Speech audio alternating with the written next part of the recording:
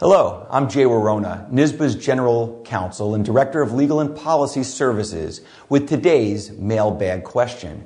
What are the new legislative changes affecting the manner in which school districts proceed in disciplining tenured teachers? Well, in March of this year, the New York State Legislature enacted amendments to Section 3020A of the New York State Education Law, affecting the manner in which school districts bring disciplinary charges and conduct due process hearings against tenured teachers. These changes were predicated upon a recognition by the New York State Legislature that teacher disciplinary hearings are far too costly and lengthy in duration.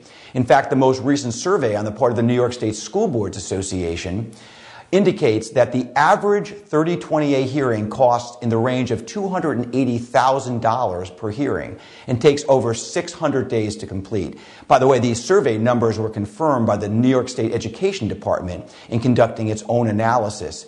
Based upon the state's determination that the most time-consuming aspect of 3020A hearings pertains to the time in which hearing officers are secured, conduct their hearings, and render their decisions, the new legislation sets forth the following. Number one, that all evidence must be submitted by both the district and the charged employee within 125 days of the filing of charges, and no evidence is to be accepted after that time, absent extraordinary circumstances beyond the control of the parties. The commissioner also is now authorized to appoint a hearing officer if the school district and the charged employee have not notified the commissioner of the hearing officer they have agreed upon within 15 days of receiving a list of potential hearing officers. SED is authorized to monitor and investigate a hearing officer's compliance with the statutory timelines already required by 3020A. SED will annually remind all hearing officers to strictly follow the 3020A time limits, and that a record of the continued failure to commence and complete hearings within those time periods will be grounds for exclusion as a potential hearing officer. The commissioner can cap hearing officers' compensation and the study hours they may claim. Hearings are no longer required to be transcribed, and any new technology may be used to record hearings so long as accurate, reliable, efficient, and cost-effective.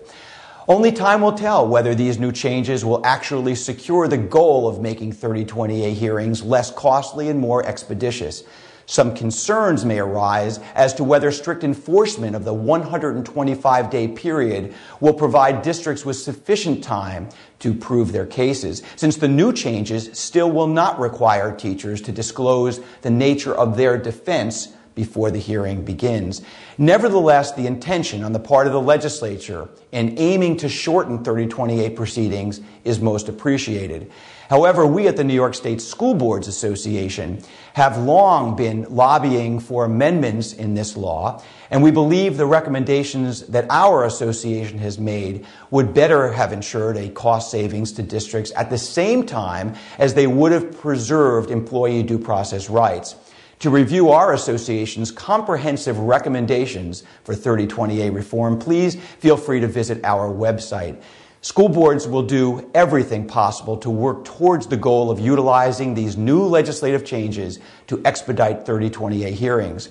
If you have questions about this or any other legal matter, please call NYSSBA's legal department at 1-800-342-3360. Our attorneys are here to help, and you can continue to submit questions to the NYSSBA mailbag at mailbag@nyssba.org. Thank you for watching.